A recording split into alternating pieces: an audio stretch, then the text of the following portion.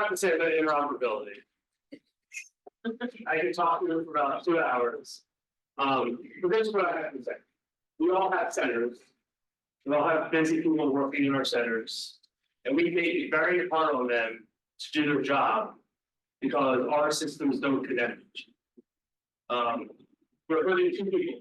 We're hurting the caller and we're hurting our employees by not connecting our code systems together, our CAD systems together, any records management. But it's time, I think, we all let our guard down a little bit, whether we're a fire department, police department, I don't want to say here, sheriff's department, jails, whatever, courts, we all have to let our guard down a little bit, come to the table and figure out how we can send data. It's just data to each other. When there's a cardiac arrest on the border of a jurisdiction, who wants to transfer that call to the other jurisdiction and waste 5, 6, maybe 10 minutes? While you could be doing CPR, while you could be giving instructions. Why are we still doing this? 2024. So I'll leave it at that. It's time we work together, connect our systems, and move forward. All right, that's it. Thanks, Scott. You make it sound so easy. It is. So it's the first of that. Hi, good afternoon. Welcome back. My name is Ashwini, Jarral, and I'm going to moderate. Again, my job is easy. These are the folks who will be answering these questions. And the way we plan this is like as Scott said, right? Interoperability, why it matters, is the topic that I want to talk about. But before we get into discussion, I know some of you already know the panelists here, but I'm just going to introduce a couple of folks. I'm going to start online. We have Finney. He's a director in Collier County, Florida. And Bob is a good friend of mine. This has done a lot of work with us, especially as you all know that with 911 and 988 challenges that we face in a community with the 988 rollout and interoperability. Absolutely, that's a perfect use case why we need to have a better interoperability and information. So Bob has done some work with us there and guided us in writing some of the paper. We also have Tina Buneta, I'm director of Aurora Center. Welcome, Tina. And then in the room, we have Dorothy Spearsley. She's the Deputy State Coordinator for 911 and Geospatial Services, Virginia, Department of Emergency Management. Welcome, Dorothy. Scott Boggs, Managing Director, Metropolitan Washington Council of Governments. And then we have Tracy McElvaney, also known as TMAC, Principal Associate Director of AT&T FirstNet. So I'll just turn to you guys just to give you a quick background for the folks who don't know you. I know most of the folks know you. So we'll start in the room. So Dorothy, why don't you this? Thank you. It's nice to see so many familiar faces. Most of us, or several of us, were at One Goes to Washington earlier this week. You're familiar with my role within the Virginia Department of Emergency Management. I function as the Deputy State Coordinator, as well as the Bureau Chief for 911 and Geospatial Services. So we are the bureau within VNEM that is responsible for rolling out the statewide deployment of NG 911. We also provide funding for 911 centers in Virginia through a 911 wireless surcharge. We maintain 2 boards, one 911 centric, the other GIS centric, and 4 committees. So it keeps us all very busy, but I'm glad to be here talking about interoperability. Scott Boggs, I actually retired from Prince William County Fire and Rescue as a battalion chief. Did a few years at the Communications Center, ran a few projects there, working with Michelle and her team. And about 7 years ago, I took the job as managing director at COG. Working in interoperability, well, I've probably been working on interoperability for about 16, 17 years now. But that's voice, CAD, and all of the other things through public safety communications. And my team, so what it's called to do, we coordinate regionally with our public safety partners and our state and federal partners. And we host around 70 committees that range from police, fire, public safety communications, as well as some cross-functional groups that work on interoperable communications and other regional issues like that. Thanks. Tracy McElvaney, T-Mac, I'm an electrical engineer and volunteer fireman in Edmond, Texas. I have been working on FirstNet since 2014, currently at the AT&T FirstNet team. My current role is twofold. It's a little bit nerdy and a little bit operational. I'm responsible for FirstNet's technology policy and strategy, and I'm also responsible for what we call market assurance, which is really operational support in some of the larger cities around the country to help fill the gaps, between sales and the 800. We operate in New York, Los Angeles, Chicago, Phoenix, and several other cities as really an operational asset and liaison what we can. Mentioned I've been working on FirstNet for a little while now. I started off as a federal employee with NIST and Boulder. Helped lead the team that did some of the foundational research for FirstNet, all the priority and preemption research, and a lot of the data that went into the RFP requirements. And then when the contract was awarded to AT&T, I served for 3 years at the FirstNet Authority as the lead architect. Helped to design and build phase, helped author the reinvestment roadmap. Super excited about the recent $8 billion reinvestment announcement and kind of what that means for public safety. And then in 2020, realized being a Fed was a little bit boring, so I jumped over to AT&T. I could keep working with first responders firsthand. Really love what I do. It's FirstNet's a passion of mine, so glad to be here. Thanks, Tracy. Tina, you want to go next? Good morning, everyone. I apologize for my technical issues. I hope to be on camera here in just a few minutes. But my name is Tina Buneta. I am a 25-year veteran in the 911 industry, beginning as a first-line telecommunicator with the Colorado State Patrol, and spent 20 years with them, moving up the ranks into supervisor positions, and then had the opportunity to manage several of their regional communication centers before moving to the Aurora 911 ECC in the end of 2019. Aurora, Colorado is the third largest city in Colorado, and arguably the most diverse city in the Western United States, if not the region. Per capita, we have over 162 spoken languages documented within the Aurora public school system, and we're growing exponentially. We're sprawling at an unprecedented rate, and projections for the next 2 decades potentially place us in a position to become the largest city in the state of Colorado.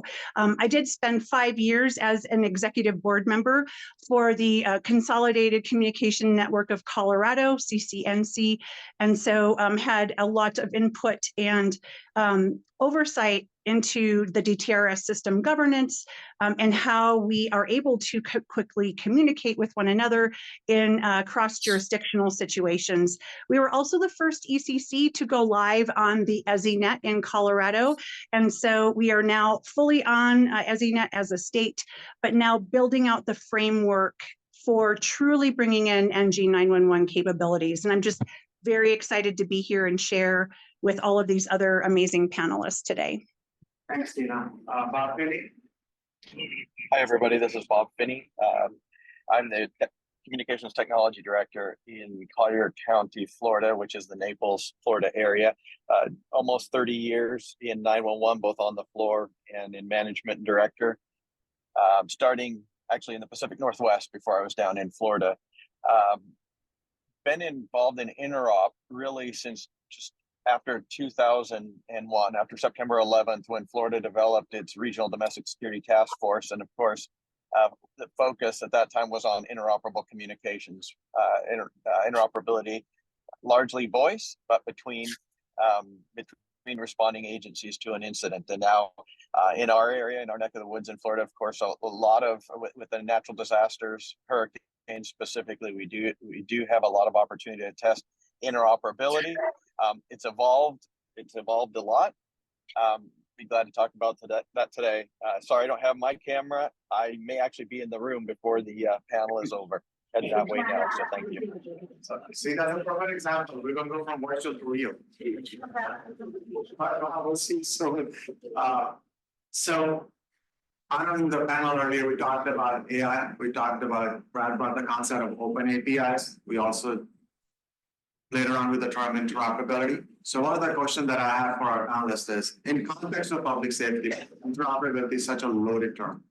How do you define interoperability in context of public safety and emergency communications? I'll go ahead and start it off. So I'm going to answer this question specific to the disciplines I represent, and then from a more global perspective across public safety communications. So interoperability as it relates to 911, it's all about getting that 911 call, getting the call to the first responders to make sure that they can respond and they have the information that they need. Irrespective of systems, you can think of it in terms of being vendor agnostic, solution agnostic, network agnostic. But from a public safety perspective, and not to be too esoteric, but I look at interoperability as our operational mantra, if you will. It is the thing that will cut across those silos in terms of what you represent, in terms of your shirt, your cap, your gear, or what that mission is. Interoperability should be what pulls us together, not pull us apart. So looking at it from that global perspective, that is how I try to envision interoperability and try to carry it to fruition in Virginia. So I'll follow on with that. And one of the things, especially in the work that I've been doing over the past few years, is making sure that when we're looking at interoperability, it's being driven by operations. So what is it that makes it easier for that operator to do their job? Whether that operator is under a headset or behind the wheel of a patrol car or in a fire truck, and what makes it easier for them to work with the jurisdiction that they might not be sitting. So interoperability is not just about being able to push data from point A to point B and making sure that it's accurate and it's the right information at the right time to the right person, but it's also, have we gone through the steps of making sure that, I'm going to sort of sound stupid simple here, but do their fire hoses work with each other? Can they connect their fire hoses together? Do they understand what type of resource it is that they're using or asking for? So a tanker in Virginia is a big truck with 25, 30, 3,500 gallons of water. A tanker in California is an aircraft that's carrying water. So things like that matter when it comes to interoperability, and especially when we're sharing data, because the difference between my data and their data, and how do we make sure that it gets normalized so that when it gets there, it's not confusing to that person that's using it in order to actually react to an emergency. And the reason I say that is because I think sometimes we have solutions looking for a problem, as opposed to why are we having this conversation? What are we actually talking about trying to solve with this particular solution? Great, yeah, both great answers. Thank you, Scott and Dorothy. I'm in agreement. When I first read the questions to prep myself, I thought, oh goodness, how can I not ramble on this answer? Because interoperability means so many things to so many people, and it could mean something different each day. And any day we can work on a minutiae of problems that impact interoperability. So I tried to write down a definition for me that was a little bit more precise in my mind, just to communicate it. But I think it's ever changing, and it is a discipline. But it's a discipline of sharing resources and information seamlessly across agencies, across jurisdictions, across disciplines, and across modalities. We have to share things efficiently, and the connectors have to match. And I think one of my favorite stories about why standards are important is how NIST began. They were commissioned in 1901. In 1904, Maryland had a huge fire. They had agencies respond from all over the region, as far as New York City. They tracked something like 60 different fire hose connectors that came to that event, and their fire hoses couldn't connect to the fire trailers that were carrying the water. There was a need for standardization. The connectors didn't line up. Our connectors aren't just physical anymore. They're virtual, and they're even becoming artificial. And we have to define what that means and what that looks like. And, the more we can get ahead of those technologies and line the connectors up before we run into the big disaster in the field where we realize we can't work, the better our communities are going to be as a result of that. Dina? when I think about interoperability, I'm going to take a bit of a non-traditional approach here, because the scope and the landscape of how the 911 profession is changing it's exponential. So I think about interoperability in two ways. It's about meeting people where they are. And so, ideally, particularly in a metropolitan area where you may have areas of jurisdictional Swiss cheese, that we have to have the ability for the community member who is calling for help to only make one call, and that we have the capability to understand what's happening with them and share that information, deploy resources without the delay caused by transferring to the correct DCC. We must serve our people better and allowing for one phone call, one response from the members of our community. And additionally, when I think of data interoperability and the change in the landscape from traditional voice calls for help to data sources that can actually alert public safety to a problem prior to the phone call, it's the ability for us to have access to those data points and that data sharing that empower us to be proactive, allows 911 professionals to actually become interventionists and truly the first line of resource allocation and incident command from the seat of the telecommunicator. And we are evolving from being information collectors and disseminators to truly being that first level of response. And I see that being a greater role within our industry as we move forward into the next couple of years. So very comprehensive answers. I think if we aggregated everything here, interoperability has been buzzword for a long time, and so far what's been said is an excellent description of where we are and where we're going. So the only thing I'll add to that, is the evolution, the technological evolution we've seen since we've started talking about interoperability, right? Again, it started with voice, and if you think back in the early 2000s, what were we using to communicate? Flip phones and maybe text messages, and if you're real special, you had a BlackBerry, right? And that's what we worried about. And thankfully, programs like DHS's SafeCom started to recognize the need for data interoperability and being able to share that, as was mentioned, not just in our own agencies and jurisdictions, among our own architecture, but to additional responders that are coming, and being able to share that out to the others who need it, so we can make effective decisions quickly. If we think of Moore's Law, and how the technology is increasing in our space, we've got a lot of innovators out there. We've got a lot of products. Some, as was mentioned, a product to find a problem, and others are solving problems that we truly have. But for us as practitioners now, we really have to get in front of this and make sure that we, with all this technology and bringing in different providers, that we're still able to share this data, not just use it in a day-to-day basis in our own jurisdiction, but able in a large event to share that with surrounding jurisdictions and in federal jurisdictions that come in. We a couple of weeks ago had that jet that crashed on Interstate 75 in Naples, and bringing together multidiscipline, multi-level agencies, local, state, and federal. So we have to keep that in mind. We want to continue to look outside of our day-to-day operation and look from a more global perspective. Thanks, Bob. Thanks for bringing SafeCom interoperability. Actually have it up here. And that's something that we have referenced in our work. So just as a side note, IJIS has been involved, and Dorothy and Scott both are aware of this, something called CAT2CAT. I know Roger talked about Dave Mullen.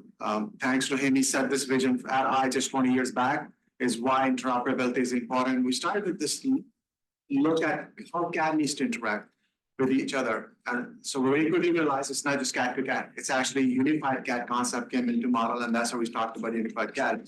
And now we're taking a step back saying it's not CAT to CAT, it's not unified, it's public safety interoperability. And that brings us back to this interoperability SafeCom framework that we have been referencing. So my next question to you all is that you touched on a couple of things. Interoperability should be bringing us together. We should be speaking the same language if it's about our communication, right? It's need to be driven by operations. So I know you talked about briefly about the importance of interoperability in this mission. So I'm going to combine the question, why interoperability is important in our mission, but what are at the same time some of the barriers to moving towards true interoperability? So I'll start off with what I think is the most obvious, people. Technology will do whatever you ask it to do, but it's a matter of people working together to figure out how they want to solve a problem and working together to create that solution. The individuals in this room understand that. But as we evolve with our technology, looking at it from a 911 center's perspective, the center is becoming an information broker. It is touching so many different areas within the overall public safety ecosystem that it truly is amazing. We started our NG911 journey looking at a single ecosystem. I think what you're seeing here is a layered ecosystem. So it's not just 911. It is 911, it's fire, it's EMS, it's law enforcement, it's all of the various groups within the public safety community that provide response. And the way that we weave connectivity between all of those overlapping ecosystems is through interoperability. And if we can't get ahead of that, it's going to be detrimental to not just those of us who work in public safety, but it will have a downstream effect on the communities that we serve. So when we look at the people, who are the people who can help us solve the interoperability issues that we face today? It's legislators, it's officials, it's whether it's government, whether it's state, whether it's local, because I think at the end of the day, everybody wants to help each other. We want to do what's right, but sometimes it's for what is right. If you have a 5-minute conversation, if you're lucky with somebody who's a decision maker, it's how do you present to them that compelling argument for them to act. And you're just one voice in terms of delivering that interoperability mission. So it's people in terms of being the barrier, but people are also the greatest solution and resource that we have to solving interoperability. Yeah, so I think that there's a couple of things that we really in the whole public safety ecosystem need to do a better job of. Number one is educating all of the different operators that would leverage an interoperable solution on what they have available to them. And I'll use a real world story. I won't talk about where this incident occurred, but we had an active shooter event in the region, and they had a unified command set up. Everybody here knows what unified command is. So they had the law enforcement and fire and rescue, and I think they even had emergency management and some other folks in the command post. And one of the things that they had done to evacuate the building was they pulled the fire alarm. So as the officers are responding to the active shooter, the fire alarm's going off. So what do you think it did for comms during the event? And every time they keyed the mic up, they go back and back up. And one of the command officers on the law enforcement side said, I wish someone would shut that fire alarm off. And the fire guy said, well, I've got the key right here.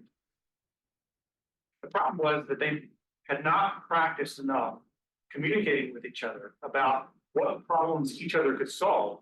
So they didn't know to ask the question, can you shut that thing off? That's actually occurring on a day-to-day basis with interoperable communications. With all of the tools that we're buying, we've got a lot of things that we can make it easier for people to do their job, but we're probably not doing a very good job teaching them that this is what's available to you. This is how you can leverage it to make your job easier and deliver that call for service much faster. The second thing is we have to learn to build a sense of community. And one of the things that you said earlier, I would disagree with. We don't need to all be saying the same thing. We need to be able to translate in such a way that we understand what the other person is saying. Because there's going to everyone wants to have an individual type of operation. Fairfax County does not operate the same way as Prince William, does not operate the same as Loudoun. Yet we have a CAD-to-CAD that can translate for us. So when we're looking for interoperable communications, we're looking for standardization, but we're also looking to create some space for individuality and create systems that now will allow me to operate the way that I know how to operate and been trained to operate. But it communicates very clearly to my neighbor, these are the resources I need, this is how you can get to them, and this is how we will work together. So consensus is not one person gets their way or one jurisdiction gets their way. It's everyone agrees that we can move in this direction and I can live with that solution. And yes, we can integrate that into our operation. That's the biggest barrier I see with respect to any interoperable community or interoperable project is making sure that one jurisdiction doesn't dominate how we're going to use it. And that everyone is on the same page. I like the concept, understanding is important. Can many times hear the same thing and have a completely different understanding of what you just heard. Barriers to interoperability, cheat up a little bit and just look at the see the trash.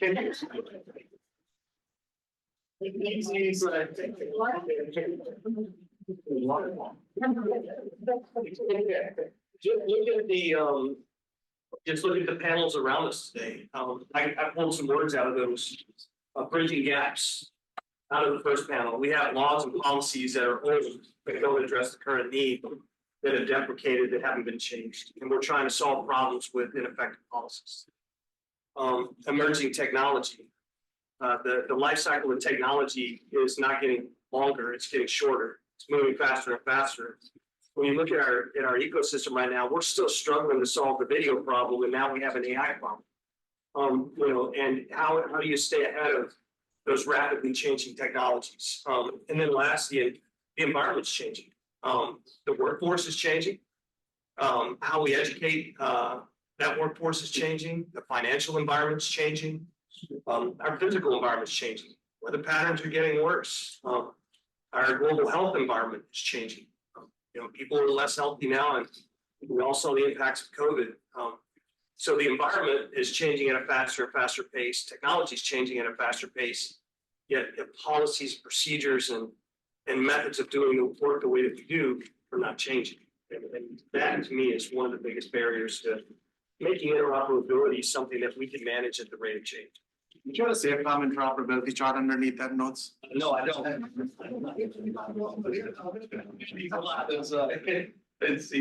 got me trained.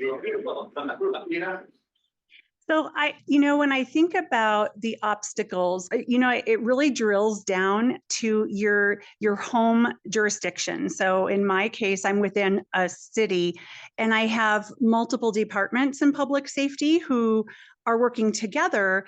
But when I think about the rollout of technology, I think that we can begin to help train ourselves to think about global perspectives and our partnerships with our, adjacent communities by practicing that within our own originally. So when I think about, technology, it's not uncommon for, like my police department in our city to see a technology and say, wow, that will really help officers do their job. And they run out and buy it. And the same thing happens in the fire department and they run out and buy it. But I think that we have to slow down and think about when we're acquiring technology, how does it work for the greater good? How does it work across departments? How can we bring in data, technology, AI, all of those things that if we do it, intelligently, it can help us to achieve what we're looking for. But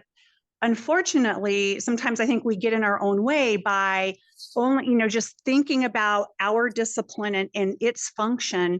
And I think that if we can begin really thinking about holistically our entire city as we make those decisions, it primes us and gets us into the mindset to be open to then doing, having the same approach with our neighbors.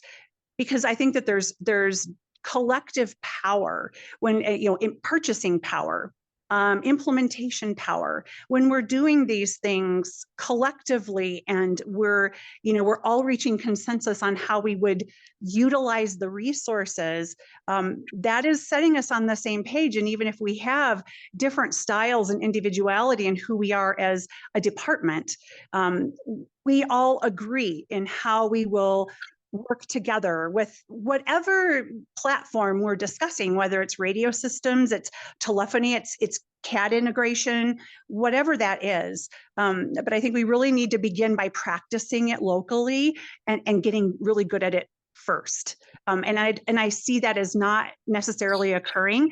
Colorado is very much like a local rural state. And so every city, every jurisdiction has their own mechanism for purchasing, their own identity. And the problem with that is then it sometimes becomes an issue of control or power, which I think is counterproductive to what it is that we're actually trying to achieve, which is just that reciprocity and collaboration. So starting at home, starting small, practicing, building the mental memory and the muscle memory of making that a habit can prime us to then expand our circle in a much larger way. But, you know, without the conflict that I think it seems like we encounter that particularly in Colorado because of the idea of losing autonomy, individuality, or the sense of home rule. And that becomes problematic when it's the primary objective. Yeah, so Tracy said it's right along the same line. So succinctly, I would say, you know, we're sometimes our own worst enemy.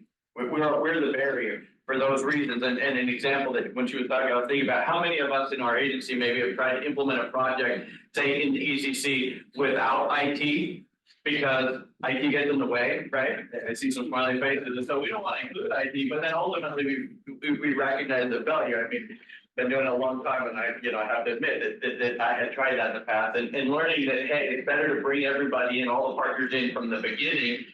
It makes it much more complex. It does. It'll make it harder, it'll slow things down, but we need to do that. There are standards out there. We need to get behind the standards when we're writing RFPs and not, you know, sometimes we may just forget about interoperability because we're so focused on procuring a CAD system and for example, and that's a lot of work. And not maybe looking outside at how are we going to share data, or how could we maybe, even if it's something we haven't done traditionally, how can we build that in to the RFP and be able to push our vendor partners to do something that maybe they're uncomfortable doing, we're uncomfortable doing it, but we need to recognize what it is we need to do now, and especially as public safety responses are evolving, because they are. I mean, what used to just be we've been talking about SWAT, you know, where does that term come from? SWAT, calling an ECC, getting a law enforcement SWAT team response, right?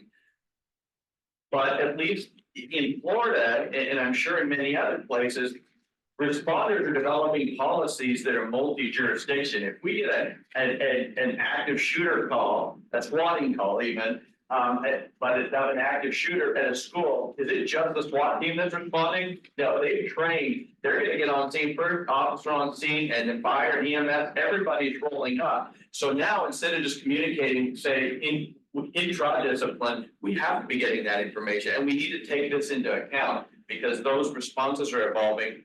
So our communications and data flow has to respond. So that's good. That leads to, I know I picked on a couple of keywords here: consensus, and I'm gonna sum it up like interoperability is a teamwork, right? And when you work team sport, right?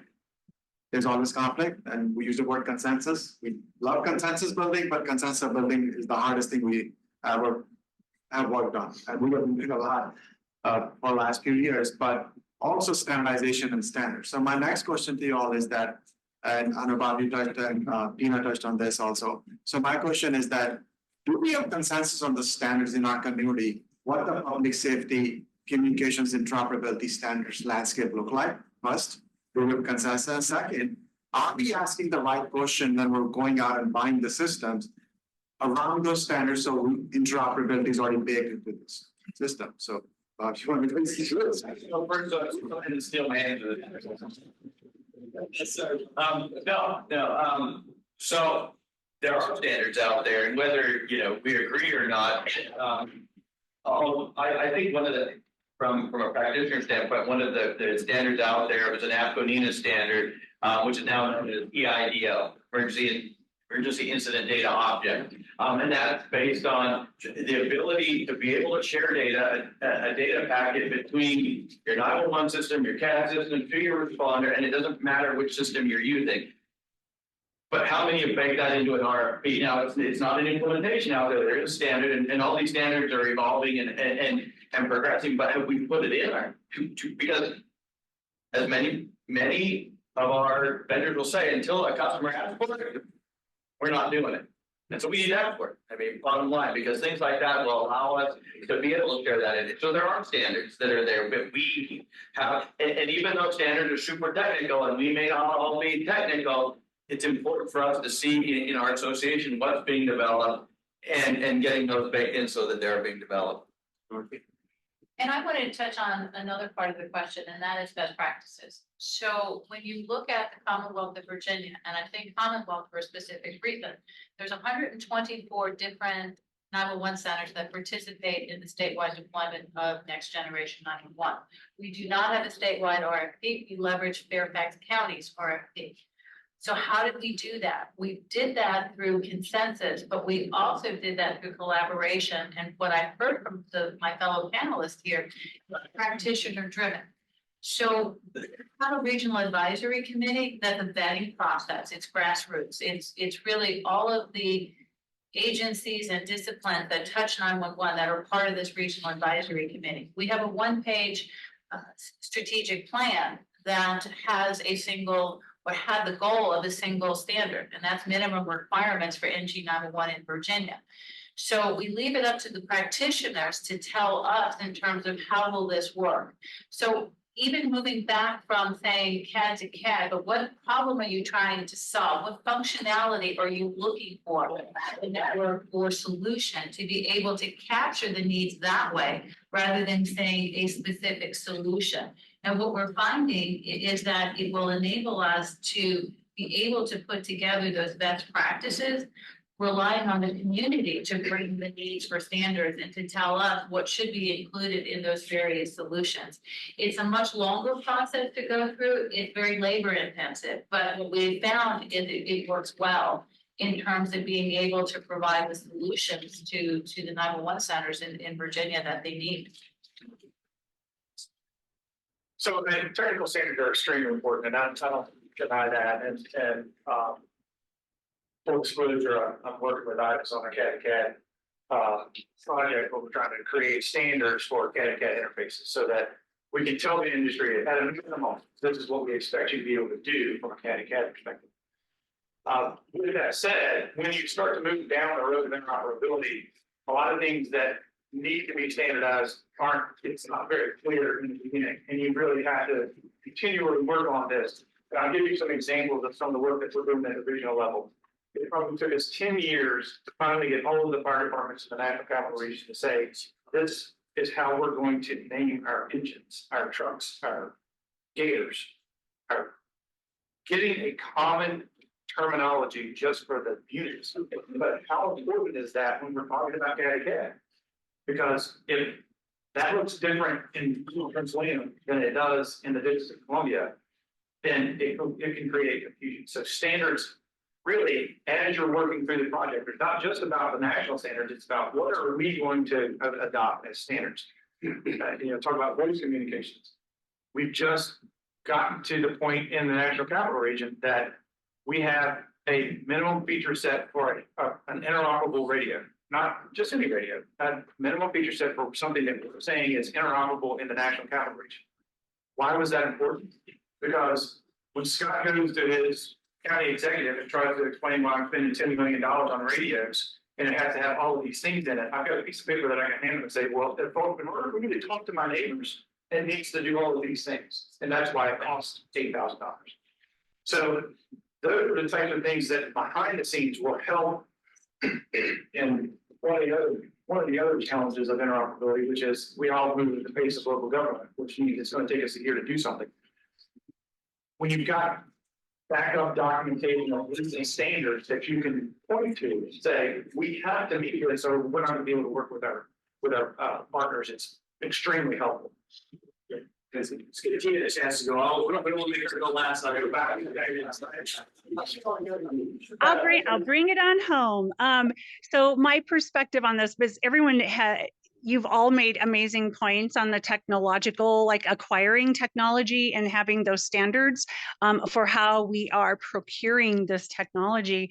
But you know, when I think about fundamentally the changes that still need to occur, like we are, you know, we are 23 years almost post 9/11, and you know, when I think about just boiling it down to common languages, are we calling things the same thing? Are we using the same languages? I'm alarmed at the number of agencies across our nation who are still leveraging 10 code language. Like we can procure all of the most up-to-date technology in the world, but if we are creating silos in the most basic fundamental ways, we will continue to have inefficiencies. We will continue to experience obstacles. And so how important it is for us to, you know, as a region, to talk these things through. I mean, and it seems very silly, but I think of things in terms of boiling it down to event types. Like, what do we call the things that happen? How are we referring to them? When we share information with each other, do we understand what we're sharing and why we're sharing it? And it seems so basic and so elementary, but I still see that as something that will continue to be an issue until we very intentionally address that at the human level. But in the Denver metro area, you know, we have collaborated. We understand this need for a consortium of sorts, and so we're really, although we have disparate, authorities and funding mechanisms, that the leaders of ECCs throughout the area are working together now to intentionally plan and design the technology that we acquire so that we can interoperate with one another and share data seamlessly. So, you know, starting at the ground level and working the way up is, I think, what we need to continue focusing on. But I don't want to get so far into the technology that I forget about the human behavior side of this as well. Awesome. I think these are great points. And, you know, I'd say coming in from the industry perspective, and one of the carriers, I'm certainly not deaf to the fact that we could be both part of the problem and part of the solution. I don't want to try to pull the wool over anybody's eyes. And, you know, in the FirstNet team inside of AT&T, our culture is to make this one smaller and make this one bigger. You know, where our goal is to be a partner. I think education around the standards is vital. You know, I mentioned that sometimes we're trying to solve a problem with an old standard or an old policy that doesn't address new technology solutions. It makes it hard. And so to some extent, it's a bidirectional education. We need to be educated on the problem that needs to be solved so that we can help them evolve the processes and procedures and standards to make sure new technology applies in there. I think the other thing that industry can do to help is help address the market confusion. I don't want to say dilution. We need solutions out there, but there's a lot of market confusion. Everybody wants everybody to think their product does exactly what all the other products do, when in fact it doesn't. And we don't want you to find that out if you buy it. That's not okay. And so, you know, addressing the market confusion, getting more clear on what public safety needs and speaking in that language so that we can respond to the RFP in a language that can give you confidence. I think that's important. And lastly, the need for differentiation. You know, let's face it, every solution vendor wants to build a solution that only does one thing because they want to add value and make money. And when every solution is differentiated, then it's kind of hard to have, like, you know, a standard way to communicate and operate across applications. Public safety can't just pick one application, and the industry is not going to just sell one application. So how do we get that public safety ecosystem to come together and say, let's focus a little bit less on differentiation, a little bit more on standardization and make data interoperability a requirement? I think the input here was key. Unless it's in the RFP specifically, industry partners don't want to come together to solve that problem, right? And when it gets in the RFP, that causes action, and that's really what moves some of those problems to be solved. So not to put you on the spot, is that right? Since your IJIS is sustaining member, you drive a lot of things that we do at IJIS, but also you're also working on FirstNet. So can you share your thoughts on one of the biggest one lesson learned as you're going about solving interoperability? Because FirstNet was about solving interoperability, right? Yeah. So what are some of the things that you're learning, and what is the one main thing that you would like to share?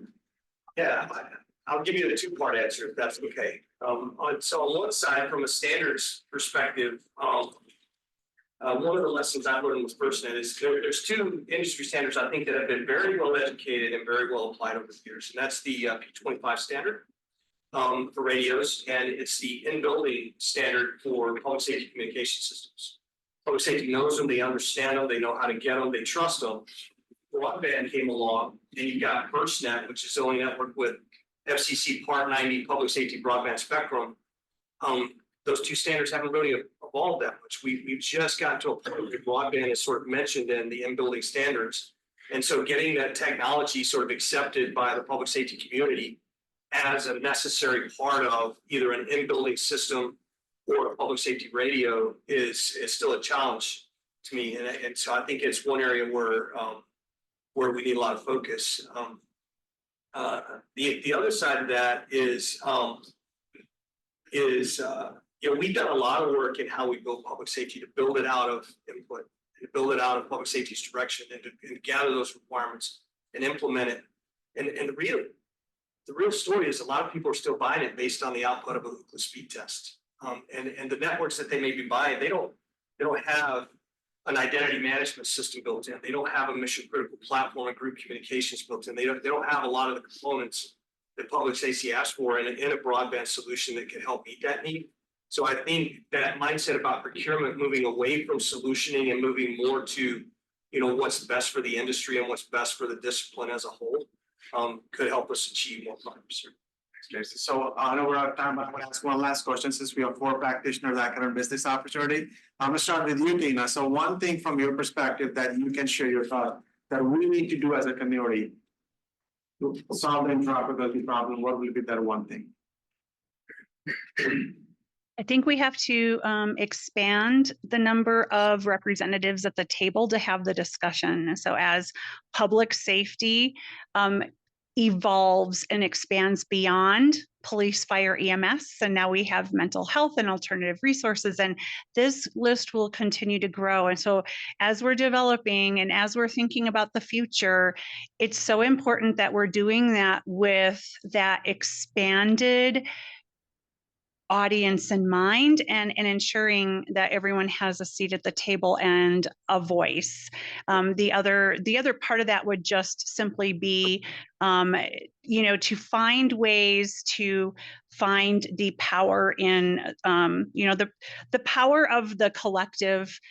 In Colorado, I speak about this a lot because in Colorado we're so disparate and so separated that, in my mind, that is probably the most important thing that we could resolve in our area to enhance and improve the way that we solve the global issue beyond our city borders.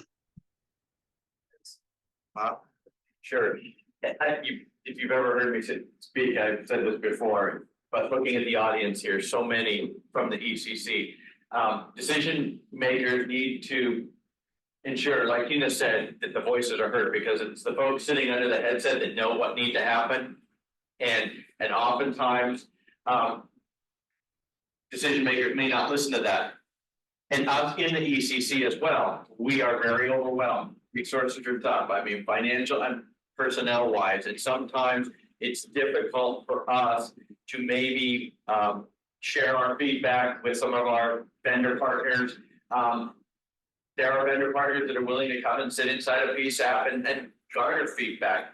That is an investment. It takes time, it takes energy, but that is an investment that each of us can make in making a better system and making a better solution to the issues.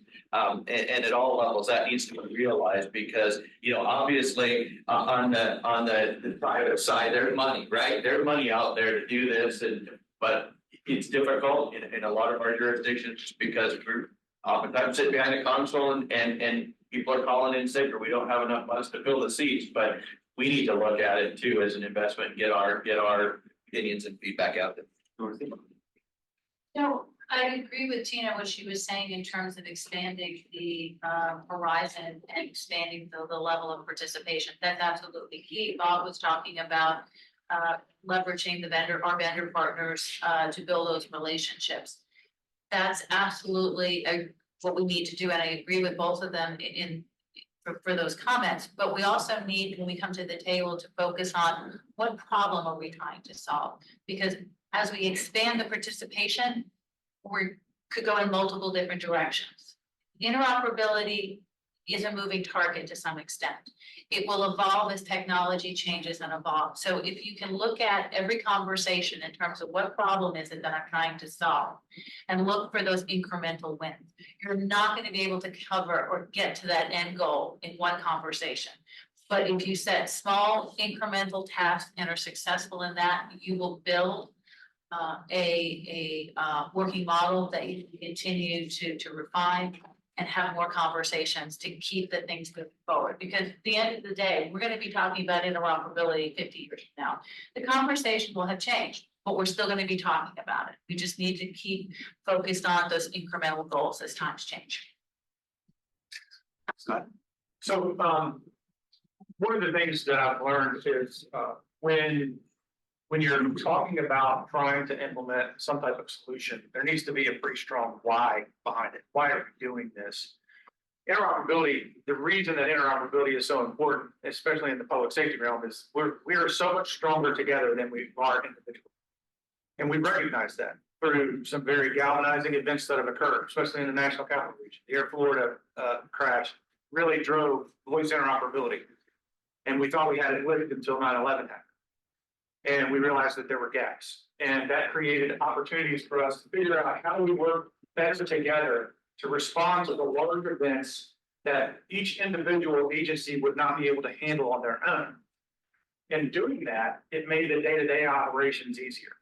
So the why sometimes needs to be a bigger need and driven by, unfortunately, a disaster. But looking at it as, why are we doing this? What's the problem we're trying to solve? Just a different way of saying it. And also, how can we make sure that that's integrated into our day-to-day processes and makes the day-to-day thing even easier. I'll end on this one story. When we talk about interoperability and what's the new thing in voice interoperability is encryption, right? Before that was a law enforcement thing. The cops wanted to encrypt it because they didn't want the bad guys to be listening to the radio traffic on the scanner. Well, now we've got people transmitting it on the internet. And it's creating problems even in some cases for fire and rescue because folks are arriving on the scene, they're getting in the way of the operation. So now they're trying to figure out how do we do encryption? Well, several years ago, one of our jurisdictions said, we're going to encrypt all of our fire and rescue dispatch channels. And our fire chief said, no, you're not. You can't do that. Well, that was the wrong thing to say. You can't do that to someone who has their own system that they control. Did not go over well. As a matter of fact, it actually had the reverse effect. It was, they're going to do it now, come hell or high water, they're going to do it. And it took me having a conversation with the deputy mayor and him saying, why shouldn't we do this? And me saying, hey, if you do this, when you call for help, nobody's going to be able to talk to the people. They're not. And his response is, nobody told me that. So understanding the why is really, really important, as opposed to, I'm going to do this, or no, you can't do that. Don't get into that conversation when you're talking about these things, because it will ultimately put up barriers in place. Thanks, Scott. So thanks to all the panelists. Let's give them a round of applause.